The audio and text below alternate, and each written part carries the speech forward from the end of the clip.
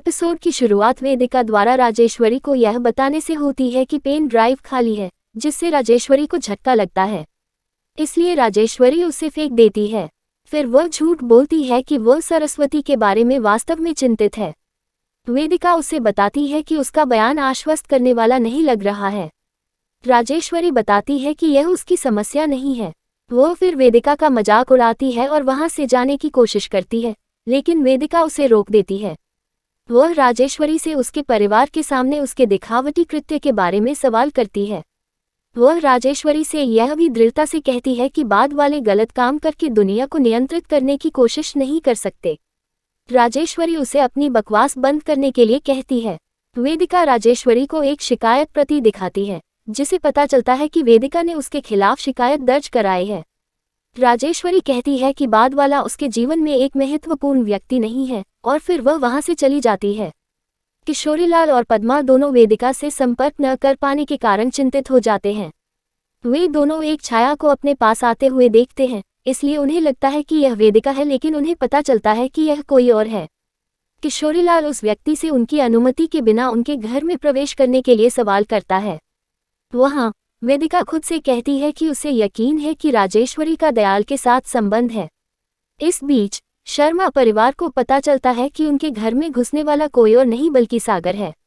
उन्होंने उससे वेदिका के ठिकाने के बारे में पूछा। सागर को पता चलता है कि वेदिका ने अपने माता पिता से झूठ बोला है, इसलिए वह उन्हें अपने झूठ से मना लेता है। उसे बिजली कनेक्शन के बारे में भी पता चलता है, जिसे घर चाहने वालों ने काट दिया है। वे सागर से दृढ़ता से कहते हैं कि वे अपनी संपत्ति नहीं देंगे। सागर उन्हें भी प्रोत्साहित करता है, जिससे वेदिका के माता पिता हैरान हो जाते। वहां वेदिका कोयल से मिलती है और वह राजेश्वरी के साथ अपने टकराव के बारे में उससे बात करती है। कोयल दंग रह जाती है।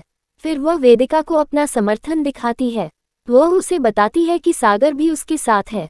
फिर वह वेदिका से पूछती है कि क्या उसने सागर को राजेश्वरी के बारे में बताया है। वेदिका देखती रहती है। बाद में वेदिका घर लौटती है। वह सागर को देखकर चौंक जाती है। सागर वेदिका को उसके माता पिता के सवालों से बचाता है और फिर वह चला जाता है। पद्मा के आग्रह पर वेदिका पीछे जाती है। सागर उस पर उसके माता पिता से झूठ बोलने के लिए चिल्लाता है।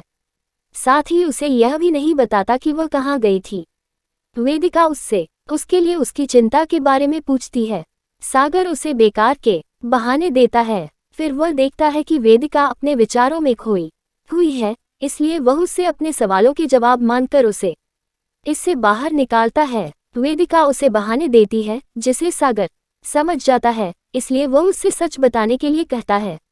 वेदिका उसे समझाती है कि वह भी अपने माता पिता की मदद करने के लिए सागर को धन्यवाद देकर विषय बदल देती है। सागर घर लौटने का फैसला करता है। उसे पता चलता है कि उसकी कार चालू हालत में नहीं है। Upcoming story. सागर को वेदिका को चूमते देख राजेश्वरी चौंक जाती है। दिग्विजय वेदिका को मारने का निश्चय कर लेता है, जबकि राजेश्वरी वेदिका की जिंदगी बर्बाद करने की कसम खाती है।